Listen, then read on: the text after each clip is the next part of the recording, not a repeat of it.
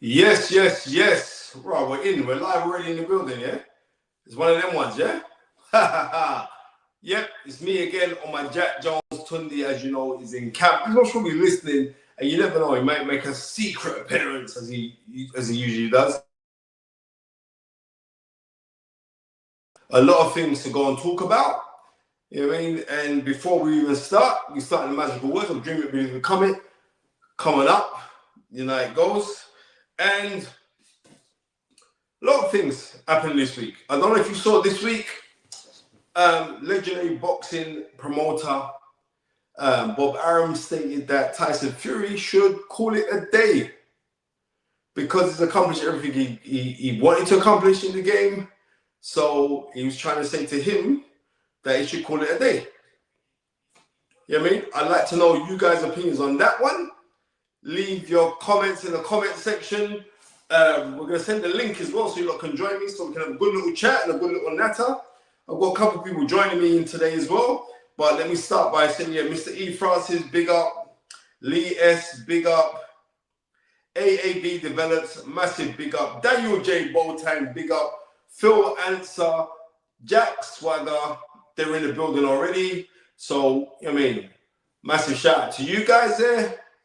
And yeah, I really want to know your opinion on, do you think, thank you very much, Jack, Ema Bark to you as well.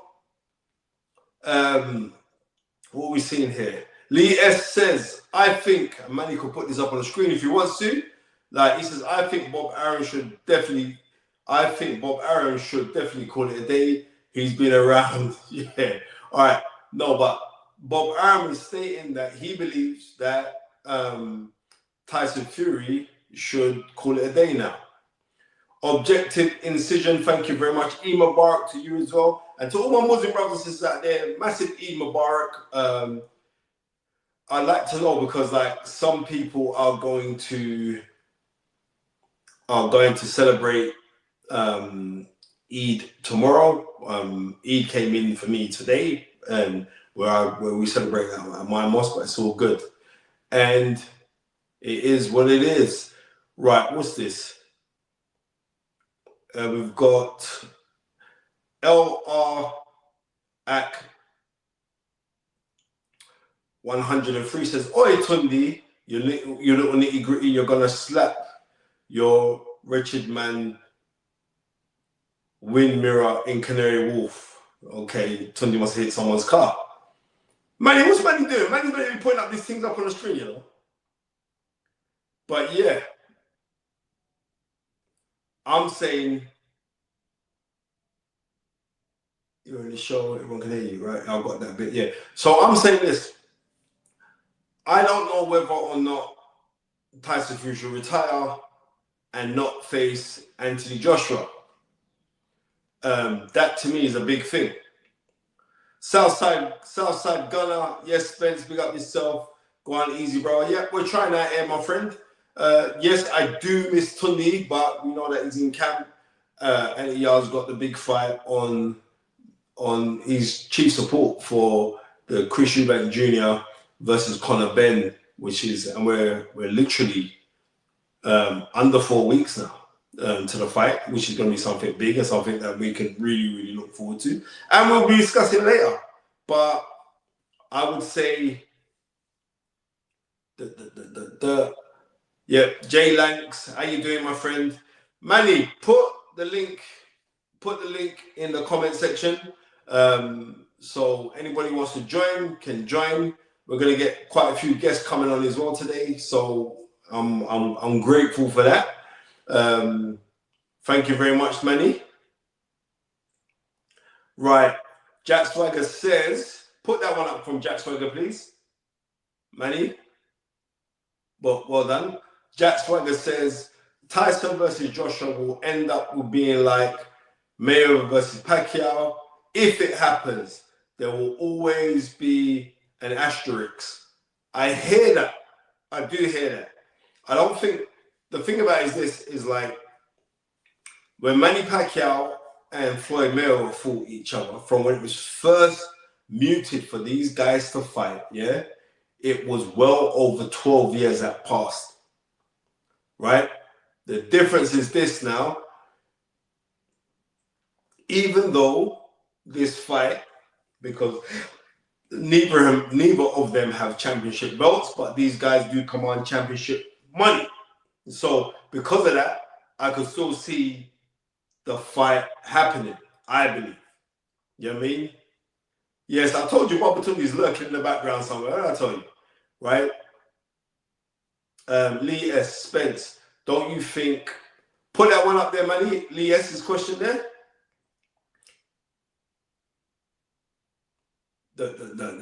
Thank you very much.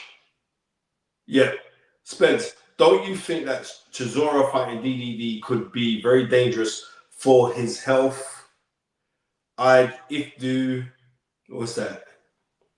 All right, if they do, he should stay clear. Meaning that you believe that Derek Chisora should avoid that fight.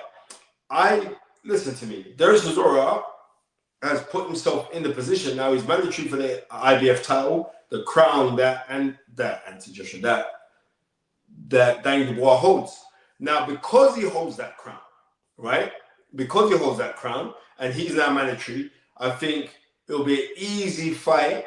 And also, this is a business they could be looking at. Well, we're going to need a takeover fight in duration for us to go and fight Usyk.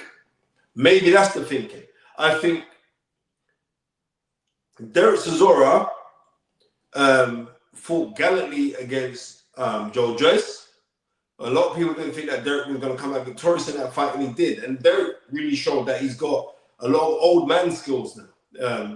I don't think he's shown that many times before. And then how he was charging at Walling, I think all the credit should be given to Derek Chisora. And there's a massive backstory as well. Derek was formerly trained by Don Charles.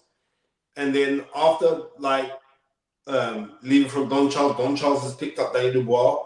And I believe, I could be wrong here, but I believe there's a little bit of a rift between those two right now. So if that is the case, I don't think it'd be bad. Bully Boxer says, AJ don't deserve Fury based on his last fight. Yep, Mickey Duff says, very good evening out to you, Mr. Fearon, and a very good evening to you, my brother. I pray that everything's good your end, my friend. Yep, JK Better Life, Ema Barak Spencer, bless up Tunde and Manny. Yep. Loads of people thinking right. One thing for certain, Derek Chisora, this is about economics. Derek Chisora versus Daniel Dubois for the World Heavyweight Championship, him challenging for the World Heavyweight Championship, I believe would sell out Wembley. Right? Because Derek Chisora has a fanatical pulling power. And you've seen it. You've seen it in his last two fights where Derek Chisora's a Londoner. He's going up to Manchester selling it out. Derek is foundation. And I wouldn't be jumping up to say, all right, then that fight's not feasible. I think that fight's very easy to happen now, especially now there's alignment now with Derek Chisora working with Frank Warren. I believe that fight will be easy to make. I really do. And I think if Derek Chisora is to bow out of boxing, right, it should be a fight that he could get out for. And if the fight that he would get out for, I believe that it would be against Daniel Dubois. As much as we think it's crazy for Derek to take that fight, I don't think it is, because he's number one challenger now for the IBF. And also he holds a win over a man that has beaten Daniel Dubois. So 2 fights ago, that's what he did. More question. Lee S says, I really do think Chisora would get a bad beating. This DDD is a different animal to the one that fought Joe Joyce, in my opinion. And I don't disagree that he's not a different animal. But what I'm saying is this, the defense of Derek Chisora is this. I would say that Derek Chisora is now demonstrating boxing skills. So, that's what I'm thinking. And I ain't really seen those skills before administered by Derek Chisora. I'm seeing them now. Southside Gunner says, Spencer, if Derek does fight DDD, do you think he could actually do a George Foreman and win like Big George beat Michael Mora lightning could strike twice. The major thing is this: Derek Chisora is heavy-handed, but when I say that Derek Chisora is like of the punch power of what George Foreman is, that famous night when George Foreman knocks out Michael Moorer in the 10th round with that straight 1-2 and hits him with the right hand and knocks him out, and that was November 5th, 1994. No, I don't think that. But what I do think is this. Derek hits reasonably hard, right? And it would be, I think that fight would be very, very interesting in the first 4 to 5 rounds, because we saw when Daniel Dubois was up against Kevin Lara, and what happened when Kevin Lara hit Daniel Dubois, even though he's from the southpaw stance, but we saw what happened when he got hit and he went down over and twisted his ankle. So it's not that Daniel Dubois got the greatest chin in the world, but we're also looking and saying, well, Derek's getting long in the tooth. And yes, he is up against the animal, because we saw how animalistic Daniel Dubois was when he was up against Anthony Joshua. It was like, threw no caution to the wind. He just went out and did his job. But I believe that it could be a little bit different if Derek gets the shot.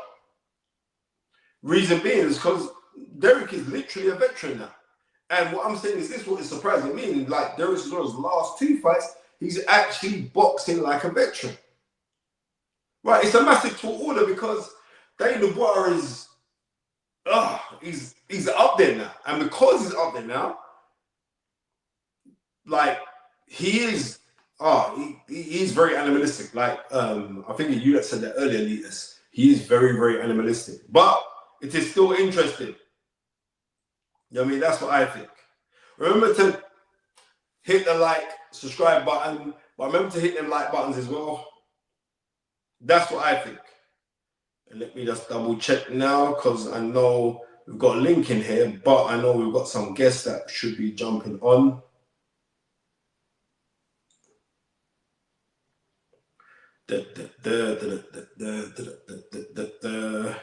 And we can discuss this even more.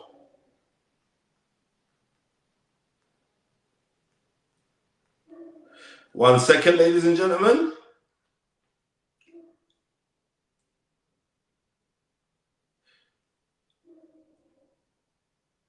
What's going on? Yeah, so I'm saying that's interesting. I want to go back to the Tyson Fury fight. And remember, you guys are free to jump in on the chat. With the Tyson Fury fight, I believe that it would be a massive disservice if that fight did not happen, irrespective if it's not for a world title, because of the magnitude of which both men's names carry around the world globally, but also to how it is right now in boxing. I think I still would like to see that fight. I still would like to see that fight before both of them bow out, or before both of them get even more long in the tooth. I still would like to see Tyson Fury versus Anthony Joshua. And I think a lot of you guys in here would like to see it too. I don't know. But I personally would like to see that fight. Yes, I know that Tyson Fury came out a few months ago and said that he's now retired from boxing and all the rest of it. But I think that will still be a disservice, because to British boxing, I think, yeah. What have I just seen on there? Someone saying, did I watch Sandy Ryan's fight yesterday? Yes, I did. Bruno Smith, dude, says like, hi. Right, what you saying, man? How you doing, mate? I'm good, yeah. Well, welcome. This is Ben Dougherty, ladies and gentlemen. Thanks for clicking onto the link and that. And yeah, Bensky. We're just there talking about Tyson Fury. Bob Arum just came out this week saying that he believes that Tyson Fury should call it a day. What's your take on that, my friend? Well, Arum said, I don't believe he's got that fire anymore, and I don't think he has the hunger to do it anymore. I think he's had enough. If that's true, then he's absolutely right. He should retire. In terms of whether Tyson Fury's mindset is difficult to gauge sometimes, isn't it? Because I suspect he will miss it if he's not missing it already. And I've always wondered what he'll do with the rest of his life because you know him to a degree, and I think he lives for that kind of sense of purpose and the spotlight and the thriller competition and the the meaningfulness of it all. You know what I mean? Like Sugar Ray Leonard said, nothing compares to the adulation of boxing. So, but Fury, I mean, I'm inclined to think it's a good time for him to retire if he wants to. I don't think he has to add anything else to his legacy, but it rests with him, doesn't it? Aram's right if Fury doesn't have the fire anymore. Yeah, you know what? I hear what he's saying, like he doesn't have the fire, but I don't believe that. I don't think he didn't show me nothing in the Usyk fight that he hasn't got fire in the belly, right? You know what? I think that fight was very close, and I'll be honest with you, when I was watching it with that scoring in company that night, I thought Fury was going to get the decision. That's what I felt in my gut. I felt he was going to get his hand raised. Right. Okay. And I'm saying, and I personally, I'm not going to look at that and say like, oh, Bob Arum is really talking about on the things that Tyson Fury's accomplished, and I said, what else is there for you to go and accomplish? And I hear all that, but what I'm saying is, Bob Arum more than anybody should know better on saying that, because Bob Arum was part of Manny Pacquiao when Manny Pacquiao fought Floyd, right? And that fight was years in the making that didn't happen, right? And from those times when the fight didn't happen, Manny Pacquiao was being knocked out, you know. So I'm saying we should give a little time to really realize what's going to happen with Tyson Fury. Because me personally, I still would like to see that fight. When Fury did retire, making that rather unceremonious announcement in what looked like in his car, in his 4x4, in a moment of being a little bit pissed off about something that had happened that day, do you feel he was sincere and meant it, or do you think he was just getting people at it in the typical Tyson Fury fashion? No, I don't. I think that was just Tyson Fury. I think he meant it. Yeah. Right, I do. It wasn't enough, was it? If he meant it, and Spencer Brown said, you never know what he's going to say, but if he wants to call it quits, then at least I don't have to watch him fight anymore, because that's, it's very hard emotional experience. But he needed more fanfare. If he really was calling it quits and retiring, I don't think he was given the fanfare, was he? Because nobody believed him. Yeah, I know. Nobody did. Nobody did believe him, because they thought, you're just playing games. Because at that time, how many people interpreted it? It was like this. It was the day, he retired on a Monday morning, wasn't it? Right? Something like that, yeah. Yeah. It was definitely a weekday. Yeah. Right. On Saturday, you, Tunde Ajayi and Yarde, and most of the boxing world in the UK were at the Ring Magazine Awards, right? Yes, yeah, that weekend. Yeah.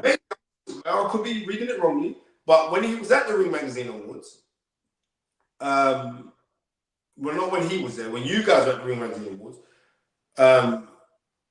Usyk was sat with Frank Warren at the main table.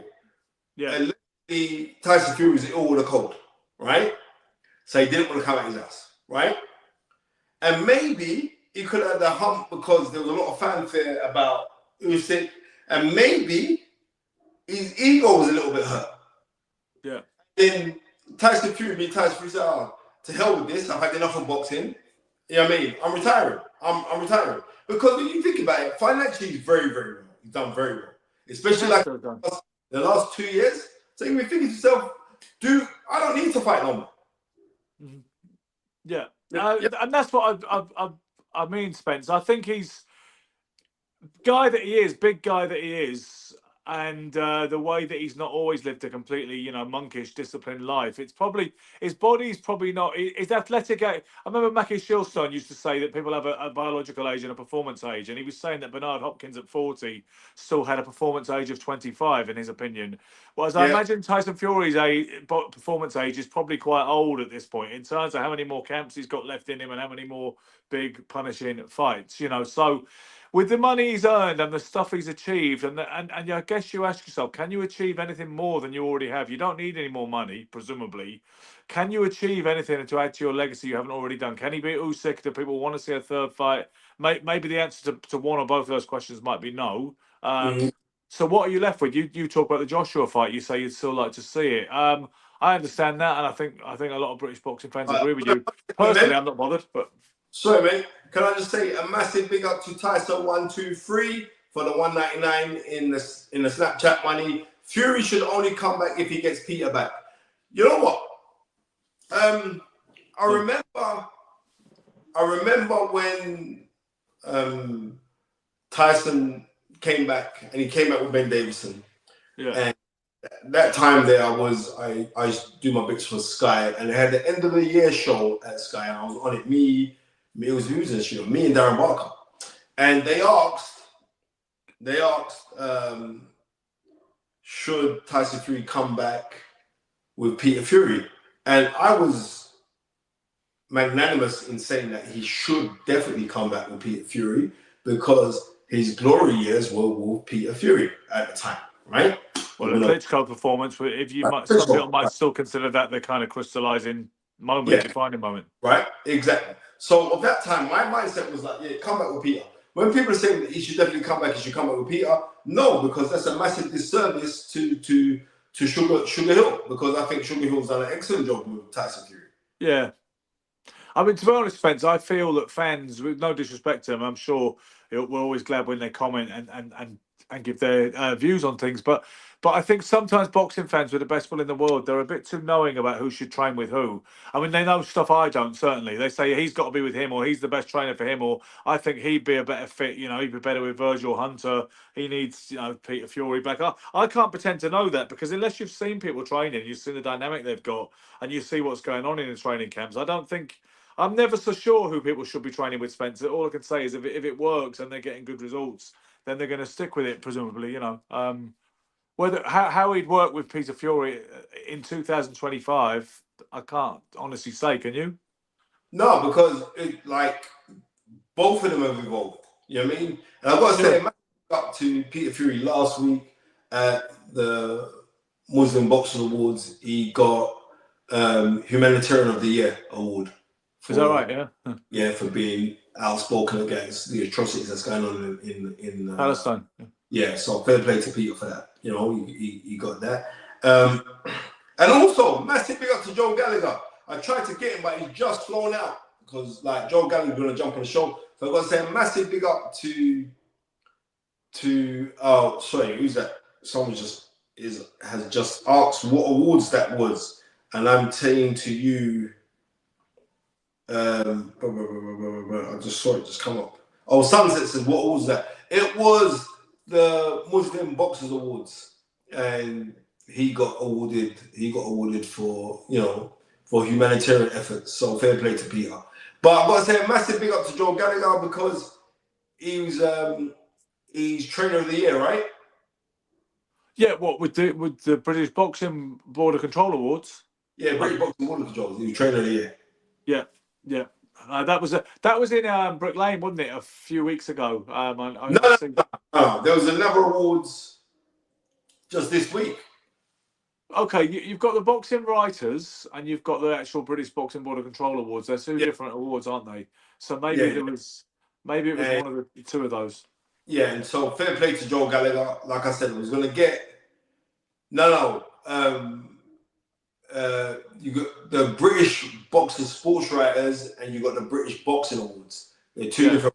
One from the British Board of Control, and the other one's from the media. The Writers Guild. But Joe Gallagher got trainer of the year, so fair play to Joe Gallagher.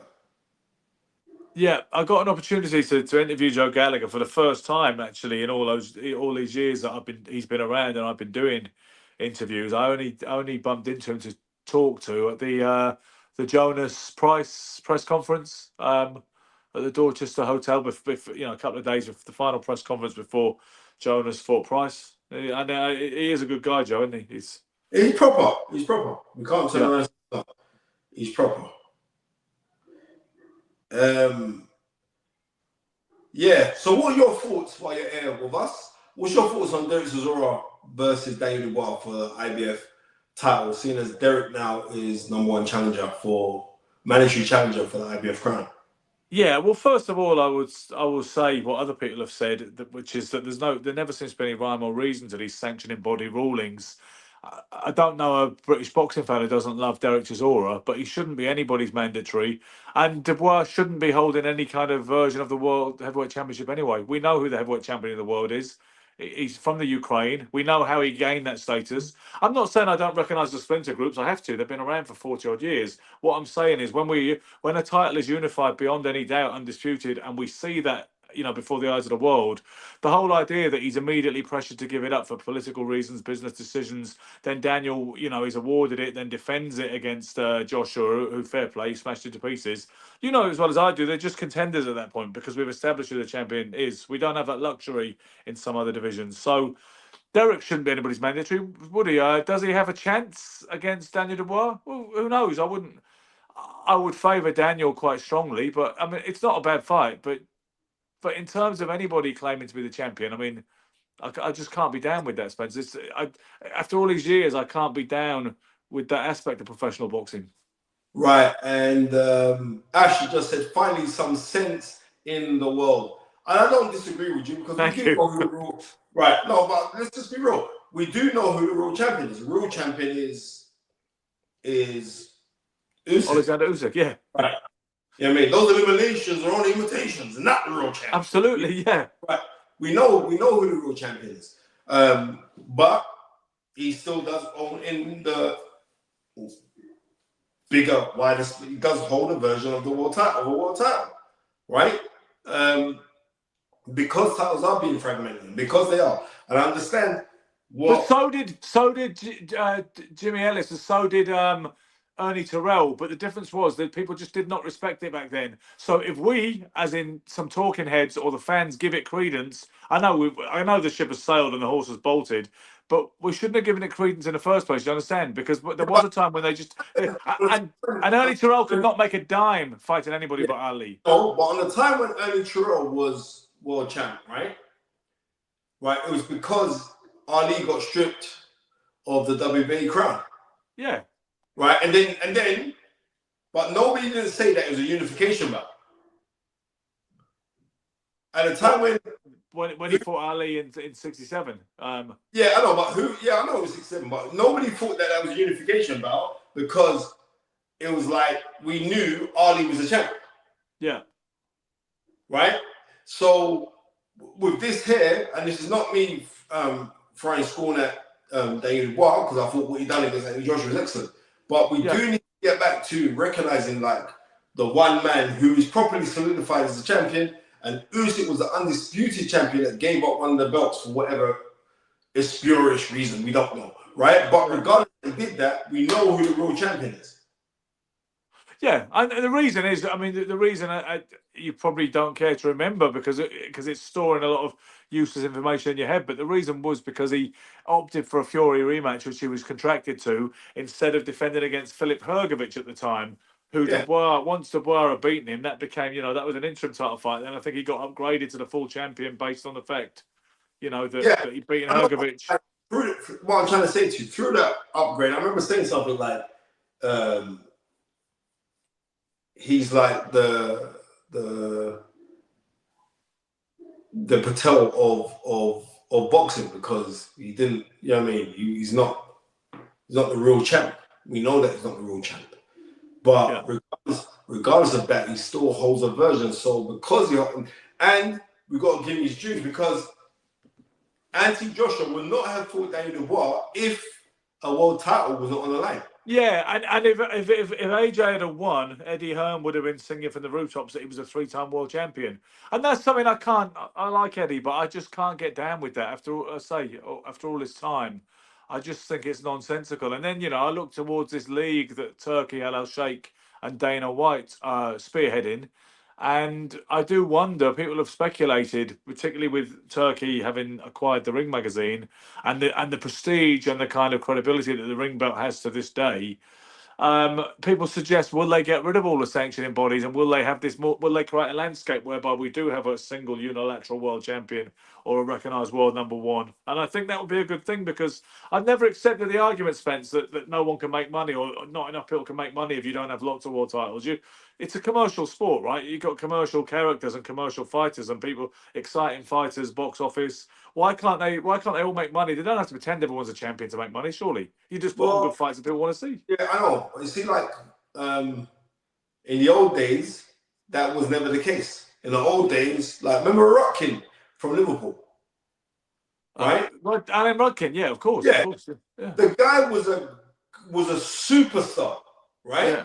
Challenged for the world title, never won it. Three times against really good fighters. But yeah, he was still a face. He was still known. He was a personality who made good money, right?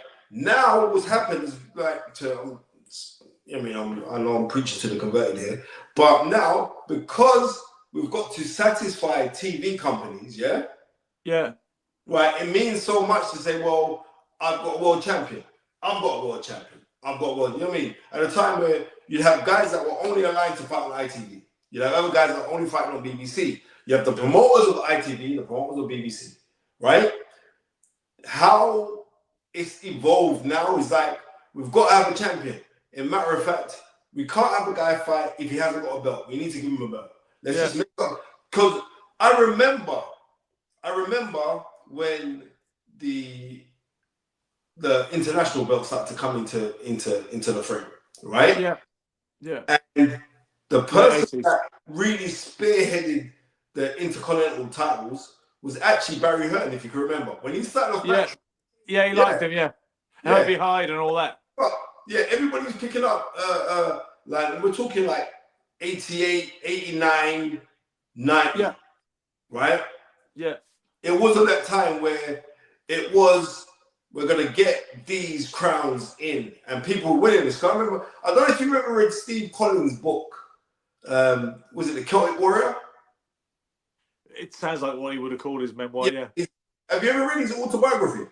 I haven't read Steve's, no. It's serious. You know what? Trying to get out. I would say to anyone here, Celtic Warrior, Steve Collins' autobiography. It's a really good read, you know. Right? Seriously. It's a really good read. I read this book. I must have read this book about 20 years ago now. Right? Yeah. You know what I mean? But in the book, he was stating like, before he got the shot at Chris Pyatt, he was WBC Intercontinental Champion. Yeah. After, remember, he challenged twice because he fought Reggie Johnson. He fought Mike McCullum first, and he fought Reggie Johnson. Yeah, right? that was his 2 title shots before that, and they were tough elite fighters, weren't they, to fight? Yeah, very. But you know, fair play to him, because his fight that he had, the fight that he had, what was that, 89 or 90? 89 that he had with Mike McCullum, was a hell of a fight. Yeah.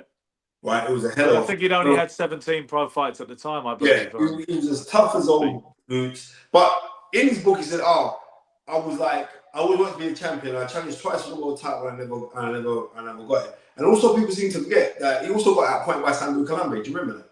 Yeah, for sure. Right. Do you know what? Calambe is one of the most genuinely underrated fighters, I feel, because people will tell you just to get brownie points of credibility that Larry Holmes is underrated, but I really don't think he is. I think he's reckoned. Too many people say he is for it to be true. But Calambe, when you look at the guys he beat, and the level he performed at, including McCallum, not saying Steve Collins and the like, and Harold Graham, twice. Calambe is genuinely underrated.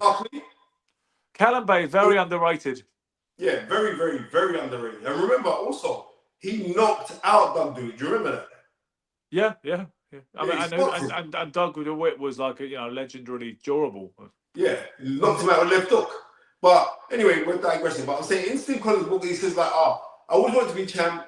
I didn't become champ, and I was not satisfied because I had like a junior world title. Yeah. Right? Him saying that in regards to these intercontinental crowns, right? Now, I get it when we're giving these crowns because it's more like a ranking system where it's going to bring you closer to fighting for the real belt. But I found that weird that he was saying that, because if you speak to him on a one-to-one, Steve he's good. He's good business. He understands this sport. You know what I mean? And to say that I had a junior world title, I think it was kind of disrespectful, because I know where you were coming from. I think the ghostwriter must have said that to him, you know? Yeah, more than likely, yeah. You know what I mean? That's what I think anyway. But, you know what I mean? What I know.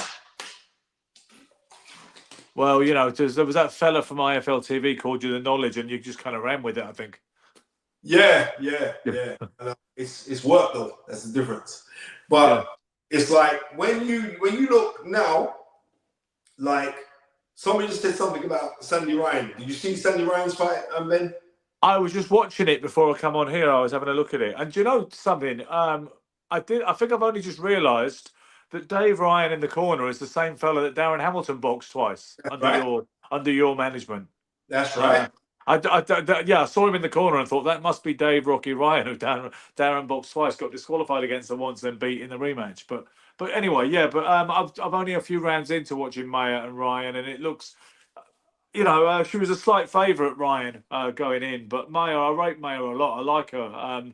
I think she beat Natasha Jonas, with all due respect to Natasha, who's a lovely girl. You know, I think a lot of people thought that. You know what I mean? But you know what I mean, Jonas got the decision, but I'm saying a lot of people thought that. But it's like Maya, she's good, man. I mean, I was there when she lost to Boren Gardner, right? I thought she was unlucky there as well, a little bit. Was that? You think? As I recall, from memory only. From memory. Nah, you was at the show, right? You was on it. You was at the show, right? Which show was it again? What was it? Dylan White. It was Tyson Fury. Was it Dylan White, Tyson Fury? No. Sorry, no. Was it Chisora Fury? Was it Chisora Fury at Tottenham? No, it was no. The all female by boxer. Okay, well, Clarissa Shields beat Savannah Marshall. They're all but I didn't go. You know what? I had tickets, but I didn't go because the Queen died and I couldn't make the rescheduled date, so I never ended up going to that show. Yeah. Well, I'm saying Maya got beat as far as I was there. I was very first Boren Gardner skill. She's very, very skillful. Even though I heard that Boren Gardner's urine sample could open 10 Boots chemists now because I'm going to wait for you to make a crack about that because she had that, didn't she? And she seems to have got past that hurdle. I think there was no action, basically. It was another one of those things, fighters get popped. Ultimately, people... It's definitely true they've failed a test, but it can't seem to be proven in triplicate that they've cheated. And so after a period of hiatus, it usually gets brushed under the carpet or they get exonerated, don't they? You know what? It is what it is. I'm not all in all happy on when it comes on certain things to that, but it is more. I mean, but what I'm saying is, I believe that Sandy Ryan has regressed since leaving Clifton Mitchell. And Clifton, fair play, it was on the show last week, but I believe that she's gone backwards. She was a very good fighter, but you know how it goes. Yeah, I mean, sometimes it makes all the difference to a fighter when they don't have that coach there. I mean, sometimes I think some fighters, I'm not suggesting Sandy feels this way, but some fighters think they get to a certain stage where they've learned everything they need to learn, and there's a limit to what anybody can teach them. But sometimes it does cost a fighter dearly, and they come to realise it too late. So when they should have stuck around. I didn't really. I mean, I did wonder if Clifton was still with her. I was looking at the corner and I could see Dave Ryan was in there. A hot minute now. Yeah. But you know what? Fair play to Sandy because she's still a good fighter. But it's like that top tier. It hasn't worked out for her. But now, Maya is calling out Lauren Price. Yeah, and Lauren Price wants it. She said, I don't think she's going to have to go looking for her. She said, I've always said that I wanted to fight the winner of Maya and Ryan. So there's a fight there, isn't it? Yeah, absolutely. You know what I mean? Absolutely there's a fight there. That would be a good fight. You know what I mean? Because I'm saying, like, technically, Maya's very good. Like, Lauren Price, don't get to me, Lauren Price is very, very good. Right? Yeah. But, you know what I mean?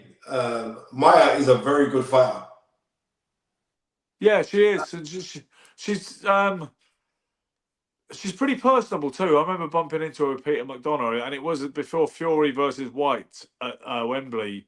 She was asking where she had to go because she was doing the commentary, I think, for some of the fights that were on the bill. But she seemed quite friendly and likable anyway. But Not Yeah, that really is yeah. either here nor there, but Yes, pugilist Tony, pugilist boy, big up Tony as well. And if you ever need a suit, there's a guy on there, pugilist, uh, Tony pugilist boy. Go on his Instagram page. If you ever need a suit cut, he's the guy to cut your suit. Very, very good guy, yeah. right? But yeah, he says like Craig Richards has returned to Tony Sims after moving to we may move Wigan. Yeah. Shane McGuigan. Yeah, I knew that weeks ago. You know what I mean? I knew that weeks and weeks ago. The reason being is because Shane McGuigan, right? Shane McGuigan is now training Willie Hutchison, and Craig was said like, I ain't staying there, and quite rightly so. I'm not staying there, and he's gone, right? But I don't know what happened. Why Craig left the Sims in the first place. I always thought that he should have stayed there because he basically started off originally. Craig was with Tunde, he was training with Tunde, and then he ends up over at the Matchroom gym and worked with Tony, but it was actually Tony's brother that was doing most of the training with him, right? That's Peter Sims, right? Yeah, Peter Sims. It was Peter that was most of the training, and like Tony would come in like he was Angelo Dundee when she would come in the last quarters to fine tune stuff. So I believe that Craig should never have left it in the first place, but whatever reason he did leave, he left, right? But then he went to Shane McGuigan, right? And Shane McGuigan didn't make him better. And this is not me knocking Shane. I think Shane's a very, very good eye for boxing. He's a decent, very good trainer. But I'm saying, like, I wouldn't say that he should have left in the first place. But now he's gone back to it. But he's gone back to it because he's realizing that, right, you know what? When you build up your relationship with your trainer, the trust element's going to get tested along the way. So I think it's more to him saying, like, well, I'm going to go where I don't think that Tony would have done that to me. What Shane has done, and hence why he left. Yeah. In some ways, it must be like going back to an ex when you've flown the coop and to see if the grass is greener, then you've come back. There must be an element of that, because it is a very intimate relationship, isn't it? A fighter coach relationship. Of course it is. Yeah. But even to me, this is even more so. The more it is very, very intimate. But it's also to me, it's like if you're training with someone's your trainer, yeah, and then you go out and say, "Oh, then I want to go and hit pads with another trainer," yeah. It's kind of like anybody who is anybody who goes to black barbers and gets a haircut at the black barbers understand what I'm talking about. When you are a fighter and there's another coach in the gym and you go and hit pads with them, yeah, it's like when you get your haircut from one guy and then you've gone in the same barbershop, not even a barbershop down the road, because you was out on business and you had to get a haircut, you needed a fade, and you've gone to another barber in the same shop. Sacrilege. It's not the same, yeah, and you don't do it, yeah. And I believe that's where I could draw the same kind of comparison with that, where you left and now you've gone back. But I spoke to Craig the other day, and I was saying to him, like, now you got to really, because you got to look at it, like you're getting on. You need to start stamping your authority right now, because I still think there's a lot left inside of you in the fight. Yeah. Well, Craig, I felt he accepted a kind of gatekeeper type mentality a little bit, where it didn't look, when they talk about a fighter knowing how to lose, and the difference between a fighter when they don't know how to lose, when they are undefeated and they're kind of almost sort of foolhardy, kind of hungry and ambitious, and they have that edge, which once they've actually adjusted their psyche to accommodate a loss, sometimes they're a different animal. You think Craig, I would say he extended Dimitri Bivol a few years ago, which obviously I thought he done really well in that fight. It didn't look bad at the time. It doesn't look half bad now, that performance, does it?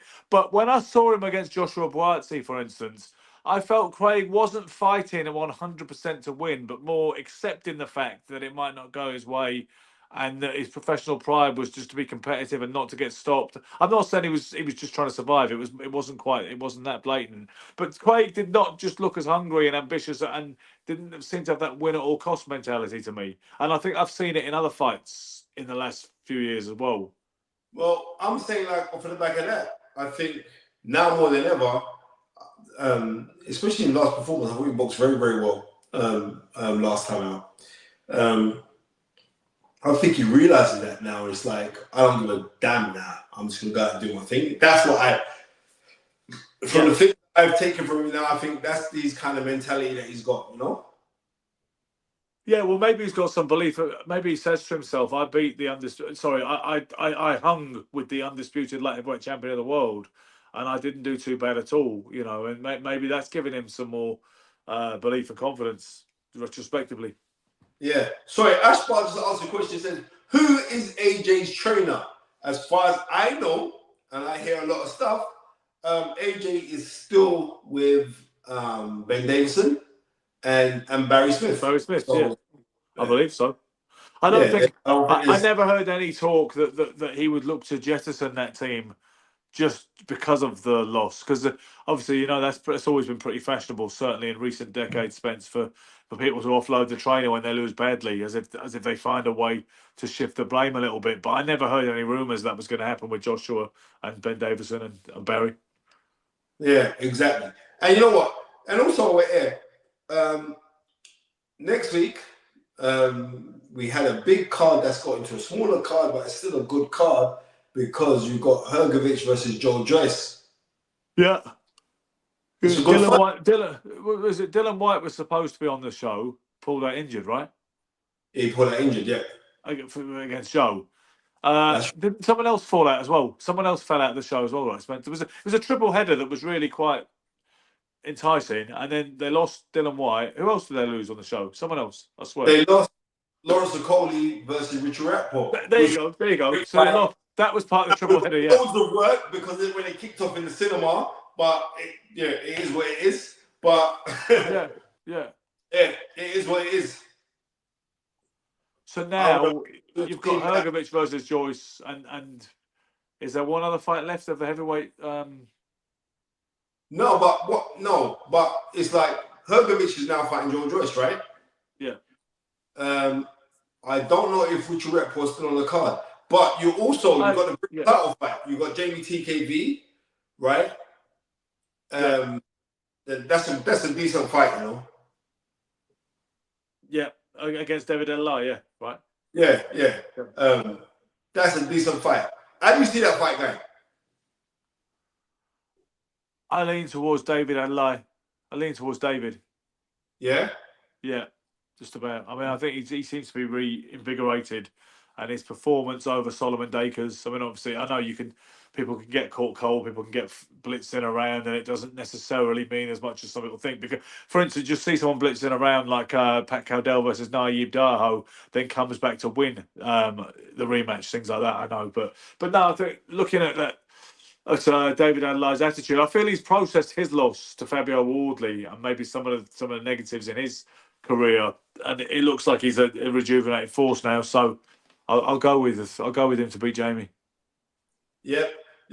Right, Alexander Wilson. He turns around and says, like, thank you also for the $5. He says, Ben, what is your relationship with Tim Witherspoon? I thought Tim's story about how he was cheated out of money with Frank Bruno fascinating. We all know about the story. Yeah, I mean, I you know what, Ben? Because I know Ben Doughty, if you guys don't know, he actually writes really good books. Ben, I think that'd be a good book to write, you know? Yeah, maybe about Tim's experience with Don in particular, the runaround he got. In answer to Alexander's question, I know Tim pretty well. I mean, I consider him a good friend. We talk quite often, and yeah, I mean, his whole thing was Don King had obviously, you know, has famously exploited a lot of guys over the years, you know, and runs a very kind of hood style business. I mean, people have said Don King is only happy if he feels he's cheated you out of a buck. Even if he could make more money the straight way, he'd rather make it in a crooked way and satisfy his kind of raison d'etre that comes from the ghetto. But Tim, he was the defending champion. Now he was managed because Don King couldn't get away with managing Tim and promoting him because they had that conflict of interest thing in the American rules. Most commissions, as many people will know, Don used to get his son Carl King to manage his fighters. So essentially, he was the manager as well. As he used to say, "I'm Carl, Carl's me." You know, if anybody said there was a difference of opinion between the two of them, he said, "No, I'm Carl, Carl's me." So Mickey Duff and Mike Barrett, Terry Laws, Jarvis Astaire, etc. They paid. I think they paid him $1 million to bring Witherspoon over here, and he said what he did with it or how they distributed it was up to them. But to long story short, Bruno made some serious dough from that fight. I think Bruno, 900,000. yeah, Bruno's supposed to have got 900,000. But here's an interesting thing as well, because they should have told Jimmy Tibbs, shouldn't they? But we'll get to that because supposedly Bruno got 900,000, yeah, and I think we're talking sterling. I think. Whereas Tim Witherspoon, I believe, wound up with 90,000, and I think we're talking dollars, because of all the deductions, managerial, training expenses, whatever else. Probably nicked him for a fan club he was running as well, But it's funny, because Jimmy Tibbs had pretty much fallen out with Lawless by that point when that fight was coming up that was 1986, wasn't it? July 17th, 1986, I believe. So At Wembley Stadium. Okay, yes. So Jimmy, things were not well with Jimmy Tibbs and Terry Lawless, right? At that point. And he said, "Well, were you trained, Frank, for this last fight? You're just getting through this Witherspoon fight." And Jimmy said, "What am I getting?" Because that's the way relations had gotten at that point. And he said 10%. And Jimmy went, 10% of what? And I'm not going to talk any further because Jimmy's never spoke about this publicly. But I'll say this much. I don't believe he got 10% of 900 grand. Let's put it that way, Spencer. I don't believe he got 10% of 900, but it's not my business to talk anymore on that. But what am I illustrating? Two cases where the business is where it is. You know what I mean? That people don't fly straight in this game. I don't know if other sports are very different and all above board, but in boxing, you've got to watch your plate, haven't you, and keep your elbows tucked in. You know what I mean? Yeah, you do. But yeah, Tim will still be. I really do think you should do something on. I mean, he wrote an autobiography, didn't he, called Terrible Times? He did write one, but that doesn't stop me from doing a biography. Which no, it doesn't stop you at all. To be honest, I think biographies are better than autobiographies half the time because autobiographies is usually a ghostwriter pretending to be you, whereas a biography like the one, like let's say just off the top of my head, this one about Tony Ayala Jr., for instance, who is dead. He was dead, obviously, long since dead when I wrote it. That is something where you can actually get into the real story of someone without pretending to be them and speak in the first person. That's just on my bookshelf, by the way. I didn't have it ready as a prop for this show. It's just anyway, but it's like, yeah, that is because I'm going back to the fight that's be happening on the weekend. It's like David Adelaide versus Jamie TKV. Even though Jamie TKV can't punch hard, he's not known as a hard puncher, right? Yeah. He has very good work rate, and he does remind me of an 80s heavyweight, right? What, you think he's like Tony Tubbs? Yeah, kind of. Kind of. Like he's fairly skilled. He's fairly skilled. I don't know about because I remember on the fight where he lost on a cut. He got hit and got cut pretty badly. And one thing he did was that David Adelaide, he can punch. Yeah, he can punch. And now that he's linked up with Adam Booth. Adam Booth is a 4-punch. His fighters are 4 punches. They got 4 shots, right? Yeah. That's 4 shots. At most, they throw 4 shots, right? And everything with Adam Booth is like reactionary, and it's very twitchy. Yeah, yeah, it is. But the thing about it is this: if Jamie TKV can weather that storm that's going to come from him early, and it will be with that hard jab and it'll be that left hook that David Adelaide really likes to throw. We saw what he did with right? If he can evade those shots, Leon, this is a 12-round fight. I don't believe neither fight has gone 12. right? No. It's going to be interesting if you can weather the storm in the first 4 rounds. If you weather the storm in the first 4 rounds, and one thing I want to give Jeremy TKB, because I brought a couple kids down in the past to spar with him, he's got very good ring IQ, right? It's not because he knows that he's not an out-and-out puncher. So he knows that he's got to rely on other things. And because he's got to rely on other things, it's going to be more to do, like, I know how to maneuver, I know how to position myself. So when it comes to ring generalship, I would give him the higher nod or the higher rating in ring generalship out of the two fighters. But when it comes to out-and-out punching power and confidence, because David Adelaide, even though when he got beaten by Fabio Woodley, and we look in hindsight now, we're looking at how great Fabio Woodley's looking. It's not a bad. He's top 10 in the world now in a ring. And deservedly so. So when you can look at it like that, then it's not a bad thing how he's being ranked. It's not a bad thing at all how he's being ranked. So I think it's gonna be a very, very good fight. I think it's gonna be a very good fight. Like I said, I'm gutted that we're not getting to see Lawrence Okoli versus Dave against Richard Rapport. All of a sudden, Lawrence Okoli, I think he's hurt his hand or whatever in training, right? Yeah. Right. You know, Lawrence really cool. He's a big fan. He's a massive supporter of the show because he always jumps on. But I'm saying a little bit untimely. He's just been ranked #1 challenger for the WBC crown, and then miraculously. Yeah. Fighters definitely pull out more than they used to. Do you feel that? Do you feel that is the case? I seem to think much more fighters pull out nowadays from big fights than they ever did before. Yeah, you know what? I remember the late great Dean Powell, dear friend of me and Tunde's, right? Yeah. And once a month we'd all go to some Italian restaurant in South London. A shame that Tunde ain't on it to write on it. Where Cleo's, I think it was. We'd always go to me, him, and Dean and sit down with have pasta, and Dean would always say, like, well, you've got title shots in the near future. Why would you risk taking like a warm-up fight? Like, you just ride it out and do your work in the gym. And I've always kind of stuck with that in my head to say, yeah, well, that's what you should do, right?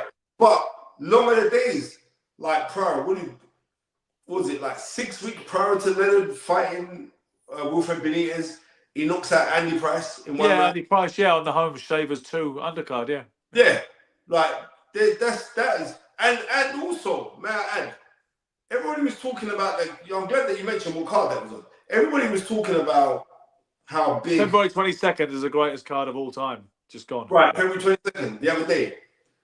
As far as I'm concerned, you got a card with Leonard, Duran, Gomez. You know what I mean? Who's most probably one of the greatest Puerto Rican fighters of all time, right? Absolutely. Right? You go look at it and you're telling me, like, the card that we had the other day, no disrespect to the last crescendo, right? I don't think it's better card.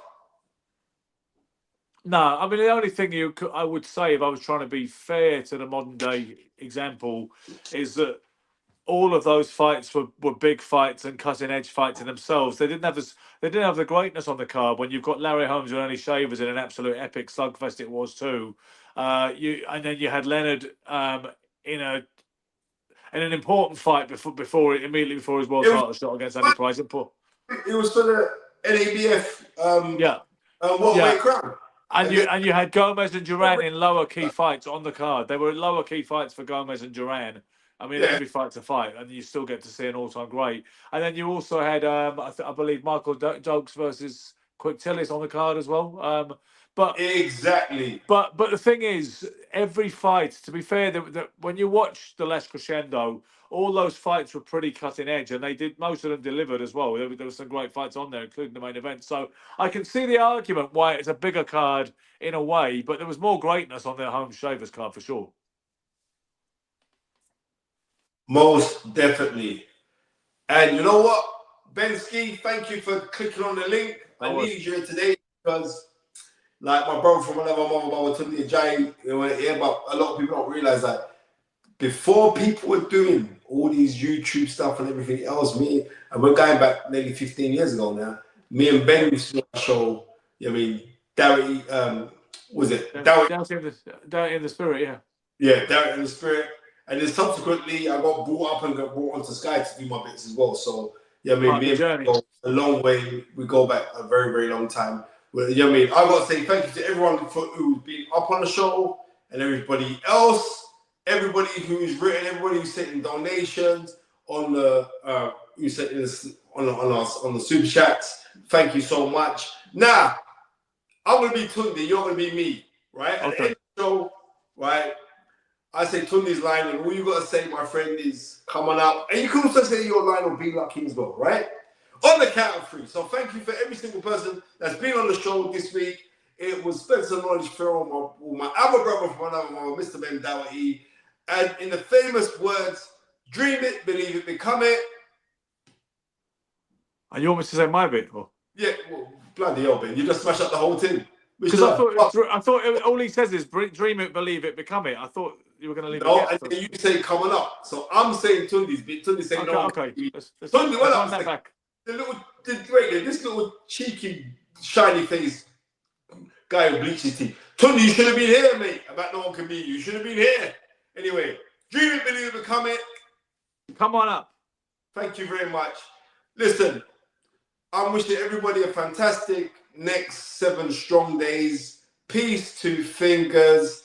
I'm out. And to all my Muslim brothers and sisters, Eid Mubarak and Assalamu alaikum. Peace, 2 fingers, but one.